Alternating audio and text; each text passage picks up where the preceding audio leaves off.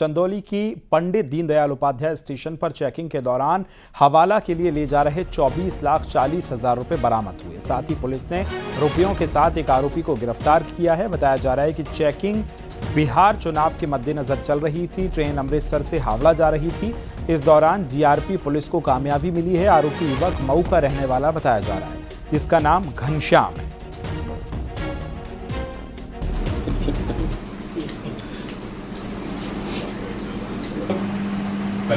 सुन लीजिए। तस्वीरें आप देख रहे हैं। ट्रेन की चेकिंग करते वक्त यह हवाला का पैसा मिला है। पंडित दीनदयाल स्टेशन पर जीआरपी की चेकिंग में ये पैसा बरामद हुआ है। हवाला के लिए ये लाखों रुपए ले जाए जा रहे थे, जहां पुलिस ने इनको बरामद कर लिया है। आरोपी को पकड़ा है। हवाला के 24.40 यानी कि 24,40,000 रुपए पुलिस ने पकड़ लिए। सुन लीजिए।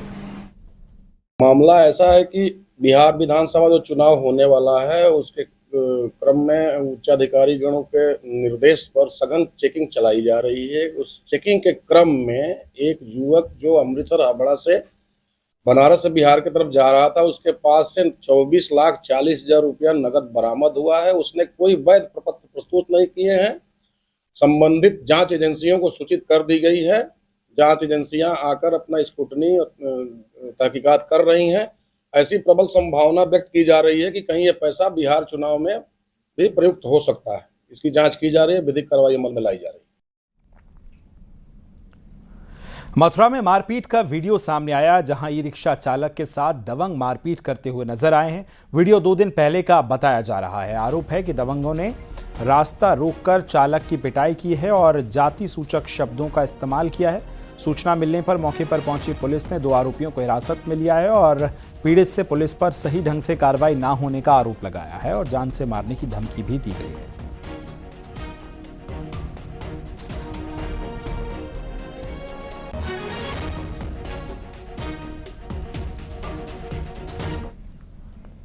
शामली में पुलिस ने विशेष अभियान में 3 शातिर चोरों को गिरफ्तार किया, जिनके पास से चोरी की 26 बाइकें बरामद हुई। शातिर चोर शामली, हरियाणा और दिल्ली के रहने वाले बताए जा रहे हैं और आसपास के क्षेत्रों में बाइक चोरी की घटनाओं को अंजाम देते हैं। पुलिस ने आरोपियों के पास से एक तमंचा, चाकू, जिंदा कारतूस और आरटीओ की फर्जी मोहरें बरामद की हैं, जिससे फर्जी कागजात बनाकर चोरी की गाड़ियों को बेचते थे। शामली में 48 घंटे का क्राइम ड्राइव चलाया गया था, जिसमें वाहन चोरों के खिलाफ अभियान चलाया गया था। उसमें 3 बहुत ही शातिर वाहन चोर गिरफ्तार किए गए हैं, जिनके नाम क्रमशः कैफ, शोएब और रोहित हैं और ये तीनों जनपद शामली के मूल निवासी हैं। इनके पास से कुल 26 चोरी के वाहन बरामद हुए हैं और जिनमें 8 वाहन जनपद शामली से चोरी किए गए थे। शेष वाहन ये दिल्ली, पानीपत और उत्तराखंड के चोरी हैं। ये बेसिकली एक अंतर्राज्यीय वाहन चोरों का गैंग है। इनके पास और भी वाहन है, जिन लोगों ने बताया है कहाँ कहाँ रखे हुए। हमारी टीमों इसमें लगी हुई है। प्रतापगढ़ से खबर है, जहां बुखार की चपेट में 2 मासूम भाई बहनों की मौत हो गई है, जिसके बाद परिजनों में कोहराम मच गया है। मामला बाघराय थाना क्षेत्र के देवरपट्टी गांव का बताया जा रहा है। दोनों मासूमों को 2 दिन पहले बुखार होने पर स्थानीय अस्पताल में भर्ती किया गया था, जहां पहले बहन की मौत हो गई, जबकि भाई को डॉक्टर्स ने प्रयागराज रेफर कर दिया। इलाज के दौरान भाई ने भी दम तोड़ दिया और 5 घंटे के अंदर दोनों की मौत से पूरे गाँव में मातम का माहौल देखने को मिल रहा है।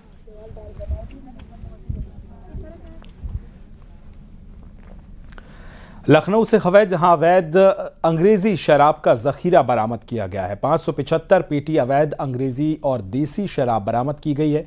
लखनऊ पीजीआई थाना क्षेत्र में किसान पथ से पर यह बरामद की गई और वहीं आपको बताएं कि शराब जो है उसकी कीमत 75 लाख रुपए है। खाद की बोरियों के बीच ये शराब छिपाई गई थी।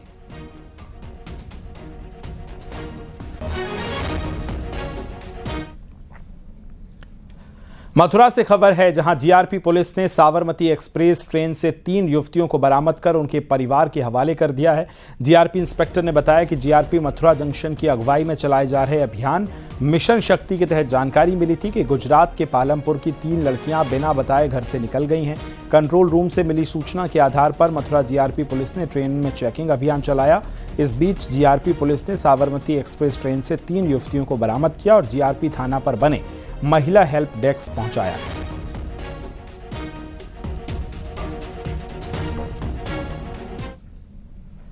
बलिया खाद्यान्न घोटाले से जुड़ी बड़ी खबर मिल रही है। तत्कालीन ग्राम पंचायत विकास अधिकारी राजकुमार दुबे को गिरफ्तार किया गया है।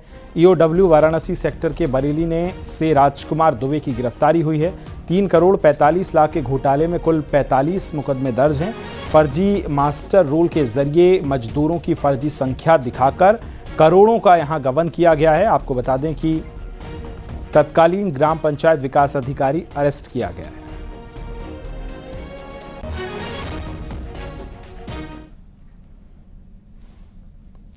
गाजियाबाद के मोदी नगर इलाके में बंदरों के आतंक से लोग परेशान हैं और इसके बाद लोगों ने प्रदर्शन किया है। ज्ञापन सौंपकर कार्रवाई की मांग की है। गांव सीकरी खुर्द में बंदरों के आतंक से लोगों का जीना मुहाल हो गया है। पिछले 1 महीने में करीब 30 से ज्यादा लोग बंदरों के हमले में घायल हो चुके हैं। ग्रामीणों ने अधिकारियों और नेताओं पर कार्रवाई न करने का आरोप लगाया है। लोग अब घरों में भी निकलने में डर रहे हैं। देखिए, आज संविधान दिवस के मौके पर पिछले 1 महीने से सीकरी फाटक पर कुछ बंदर हैं 4-5 जिन्होंने बहुत बुरी तरह से आदमखोर की तरह वो इंसानों को लिपट रहे हैं और लगातार इंसानों को घायल कर रहे हैं। इस तरह से बुरी तरह से घायल कर दे रहे हैं कि उनकी जो हाथ की नसें हैं वो भी कट जा रही हैं, जिनका इलाज मोदी नगर के अंदर नहीं हो पा रहा है। मोदी नगर में सिर्फ फर्स्ट एड होती है जीवन हॉस्पिटल में, उसके बाद में रेफर कर दिया जाता है। और जो आनंद हॉस्पिटल में, केएमसी में, ऐसे अस्पतालों में अपना इलाज कर रहे हैं जिसमें लाखों का खर्च मजदूर और गरीब लोगों का आ जा रहा है। बहुत ज्यादा जनता परेशान है, जनता में आक्रोश भी है। लगातार पिछले 30 दिनों से ये प्रकरण चल रहा है और कई बार सभी विभागों ने अवगत करा दिया, शासन प्रशासन को भी अवगत करा दिया, लेकिन कोई भी सुनने के लिए तैयार नहीं है। हाथरस में एक युवक ने फैक्ट्री मालिक पर चाकू से हमला कर दिया। रंगदारी मांगने से इनकार करने पर एक युवक ने चाकू मारकर उसका कान काट दिया है। गंभीर रूप से घायल फैक्ट्री मालिक को इलाज के लिए अस्पताल भेजा है। ये घटना चंदपा क्षेत्र के केमार गांव के पास डब्बे बनाने की फैक्ट्री में हुई है। ये घटना उस वक्त हुई जब फैक्ट्री मालिक ऑफिस में था। युवक ने मनीष गुप्ता से चौथ के लिए पैसे मांगे। मनीष गुप्ता द्वारा पैसे देने से इनकार करने पर युवक थोड़ी देर बाद चाकू लेकर वापस आया और उसने आते ही मनीष गुप्ता के कान पर चाकू से हमला कर दिया, जिससे उसका कान का एक हिस्सा कट गया और गंभीर चोट आई है। शोर मचाने पर फैक्ट्री के अन्य कर्मचारियों ने मनीष को बचाया, जिसके बाद हमलावर मौके से फरार हो गया।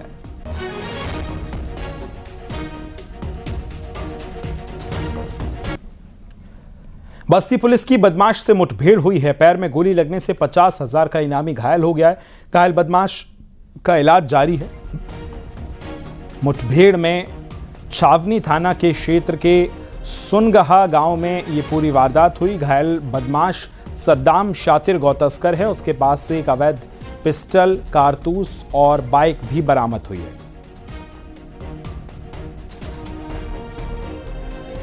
थाना छावनी पुलिस द्वारा एक 50,000 रुपए का जो इनामिया है गौतस्कर सद्दाम, उसको दौरान पुलिस मुठभेड़ गिरफ्तार किया गया है, जिसमें उसके पैर में गोली लगी है। उसको तत्काल उपचार के लिए यहाँ पर CHC विक्रमजोत में भर्ती कराया गया है, जहाँ उसका उपचार चल रहा है। ये एक बहुत ही शातिर गौतस्कर था और कई थानों में इसके विरुद्ध मुकदमे दर्ज हैं गंभीर धाराओं में। खासकर गौतस्करी के मामले कई सारे इसके विरुद्ध हैं, जिसको देखते हुए इसके पीछे हमारी पुलिस लगी हुई थी। इसकी तलाश हम लोग को थी और आज जो है लगभग दिन में 1 बजे इसको हम लोगों ने दौरान पुलिस मुठभेड़ गिरफ्तार किया है। शामली में मनीष हत्याकांड का पुलिस ने खुलासा कर दिया। पुलिस के मुताबिक पकड़े गए हत्यारोपी राजवीर ने बताया कि वो समलैंगिक है और पिछले काफी समय से उसके मृतक मनीष के साथ संबंध थे, लेकिन कुछ दिन पहले राजवीर की दोस्ती मुजफ्फरनगर पीपल हेड़ा गांव के साहिल नाम युवक से हो गई और वो उसके साथ भी संबंध बनाने लगा। जब ये बात मृतक मनीष को पता चली तो वो दोनों हत्यारोपियों को धमकी देने लगा कि वह दोनों की ये करतूत सबको बताएगा, जिसके चलते दोनों आरोपी परेशान रहने लगे। दोनों ने मनीष की हत्या करने की योजना बना डाली। योजना के तहत बीती 30 जून को साहिल और राजवीर बाइक पर सवार होकर मनीष के घर गए, लेकिन उस वक्त वो घर पर मौजूद नहीं था। जब मनीष को उस मामले के बारे में पता चला तो वो उन दोनों को तलाश करता हुआ एक आम के बाग में गया और आते ही झगड़ा शुरू कर दिया, जिसके बाद ये योजना अनुसार राजवीर ने मनीष के हाथ पकड़ लिए और साहिल ने मनीष के ऊपर चाकू से ताबड़तोड़ हमले कर दिए। विगत दिवस में दिन में 3 बजे एक हत्या घटना हुई थी, जिसमें खौखेड़ा गांव के ट्यूबवेल पर एक मनीष पुत्र अंगद सिंह की चाकू मार के हत्या कर दी गई थी और उसमें एक काफ़ी तनाव 2 गाँव में फैल गया था। लोगों ने आरोप लगाया कि पड़ोसी गांव के राजवीर जिनकी जो 70 साल हैं उन्होंने घटना कारित कराई है और इनके संग अज्ञात कोई व्यक्ति सम्मिलित था। तत्काल हमारी पुलिस झिझाना, हमारे क्षेत्राधिकारी खैराना, ASP साहब में स्वयं मौके पे गए थे और पूरे मामले को हम लोगों ने समझा। मनीष की पोस्टमार्टम बॉडी उसकी हम लोगों ने क्रिमेट करवा दिया है। IPL की तैयारी कर रहे दिल्ली के विवेक शर्मा और पंजाब के रेसलर अनुज तोमर को कानपुर की साइबर ब्रांच ने ठगी के मामले में गिरफ्तार किया है। क्रेडिट कार्ड की लिमिट बढ़ाने को नाम पर लाखे की ठगी जो है लाखों रुपए की है। शातिरों ने अपनों के साथी के साथ मिलकर अब तक 35 से ज़्यादा लोगों से ठगी की है। आपको बता दें इनके पास से car, mobile, laptop, cricket kit, महंगे बैट और कई लग्जरी चीज़ें बरामद हुई हैं। DCP क्राइम के मुताबिक आरोपी ठगी के लिए खुद को बैंक अधिकारी का क्रेडिट कार्ड या क्रेडिट कार्ड विभाग का प्रतिनिधि बताकर संपर्क करते थे।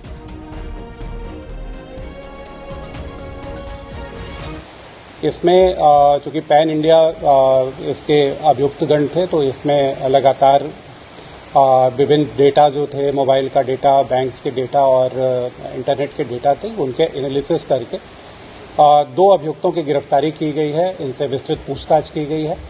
अब तक की जांच से ये 35 अपराधों में संलिप्त पाए गए हैं जो पूरे देश के विभिन्न भागों से आए हैं और इसमें करीब अब तक 60 लाख रुपए की धनराशि की ठगी की बात प्रकाश में आई है। अभी विस्तृत जांच जारी है, विस्तृत पूछताछ की जा रही है। अनुमान है कि और भी इस तरह की शिकायतें इनके ऊपर होंगी। मऊ में हाईवे पर साइकिल सवार छात्रा को बाइक ने जोरदार टक्कर मार दी जिससे छात्रा बाइक के साथ घसीटते हुए दूर जा गिरी। हादसे में छात्रा गंभीर रूप से घायल हो गई। इसके बाद उसे अस्पताल में भर्ती किया गया। हादसे का लाइव वीडियो CCTV कैमरे में कैद हो गया है।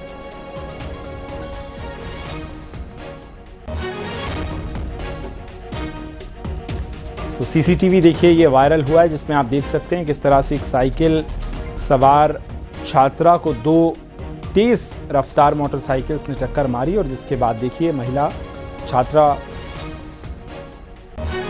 वहां से किस कदर गिरी है।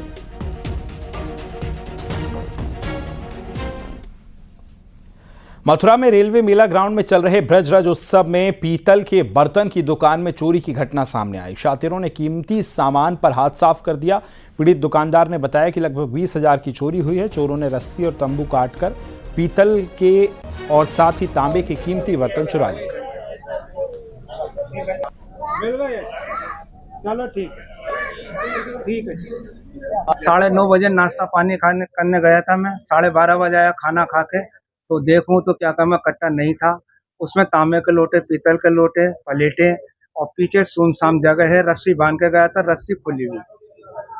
तो कितने का सामान लगभग गया होगा? 20-1,000 रुपए का सामान है। डायरी पे लिखा हुआ है जो गया हुआ है।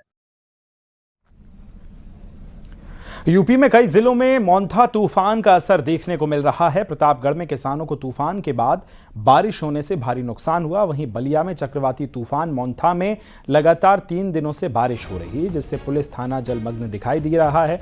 थाने से पानी को बाहर निकाला जा रहा है। बारिश के कारण कई इलाकों में लोगों को परेशानियों का सामना करना पड़ रहा है। वहीं अमेठी में भी बारिश से किसानों की फसलें बर्बाद हो गई हैं। जिले में करीब 15 से 20% धान की फसल खराब हो गई है। गांव-गांव टीम भेजकर अब सर्वे कराया जा रहा है।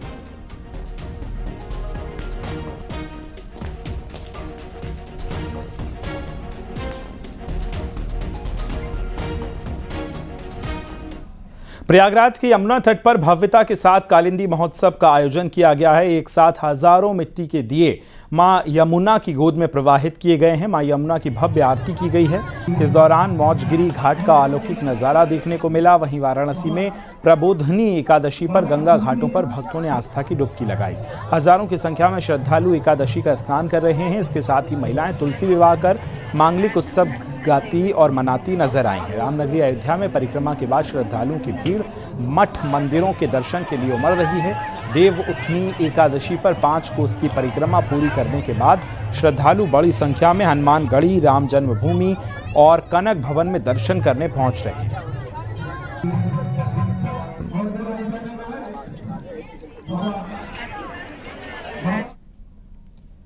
ललितपुर से खबर है, जहां बुजुर्गों को जीवित प्रमाण पत्र दिए गए हैं। ट्रेजरी ऑफिस जाने की जरूरत नहीं पड़ेगी, बल्कि घर बैठे ही बायोमेट्रिक तरीके से जीवित प्रमाण पत्र वो दे सकते हैं। इसके लिए आज से प्रक्रिया शुरू की गई है। जो पेंशनर्स के चलते फिरते में सक्षम नहीं हैं और बीमारी से जूझ रहे हैं, वे बैंक और कोषागार से अपना जीवित प्रमाण पत्र देने के लिए अपने क्षेत्र के डाकिये की मदद ले सकते हैं और डिजिटल लाइफ सर्टिफिकेट भी बना सकते हैं। एक शासनादेश उत्तर प्रदेश सरकार द्वारा किया गया है 2022 में 26 जुलाई 2022 का शासनादेश है। इसमें 4 प्रकार से ऑनलाइन जीवन प्रमाण पत्र प्रस्तुत किया जा सकता है। एक जीवन प्रमाण पोर्टल के माध्यम से, जिसकी वेबसाइट है jivanpraman.gov.in, और दूसरा बैंक और पोस्ट ऑफिस के माध्यम से, इनका डोर स्टेप बैंकिंग के माध्यम से, और ये जो डाक विभाग है, इनका पोस्ट इनको ऐप के माध्यम से जीवन प्रमाण पत्र प्रस्तुत किया जा सकता है। इसमें पेंशनर अपने मोबाइल से इन ऐप के जरिए या इस वेबसाइट के जरिए अपना जीवन प्रमाण पत्र प्रस्तुत कर सकता है। इटावा सफारी पार्क के पर्यटकों को लेपर्ड सफारी का तोहफा बहुत जल्द मिलने वाला है। लेपर्ड सफारी में पर्यटकों को 5 से 10 लेपर्ड का दीदार जो है करने को मिलेगा। सफारी पार्क में अब शीशे के पीछे से लेपर्ड का दीदार कर सकेंगे। वहीं लखीमपुर खीरी में दुधवा टाइगर रिजर्व का एक बार फिर पर्यटकों के लिए खोल दिया गया है और नए पर्यटन सत्र की शुरुआत हो चुकी है। इस मौके पर वन राज्य मंत्री अरुण सक्सेना ने फीता काटकर इस सीजन की शुरुआत की है।